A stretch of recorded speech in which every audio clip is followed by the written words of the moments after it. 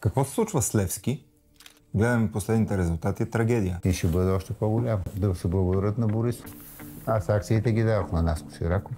Не си търся дълга. За мен футбол никога не е бил страх. Футбол е бил бизнес. Вземам компания, казва се Левски, трябва да бъде първа. Ако се казва ЦСКА, пак трябва да бъде първа. Трябва да бъде най-добра. И Левски ще да бъде най-добра. Трябва ли да бутаме соцпаметници? Не. Паметници никакви не трябва да се бутат. То казвам в името паметник. Да помниш памет. Този паметник олицетворява този период. Ние трябва да го запазим. Трябва да си помним минало. То по тази логика трябва да бутнем крепости, дворци, всичко. Там има едни страшни диктатури, много по-страшни от комунистически. Не говоря за пирамидите в Египет. И те трябва да ги бутат.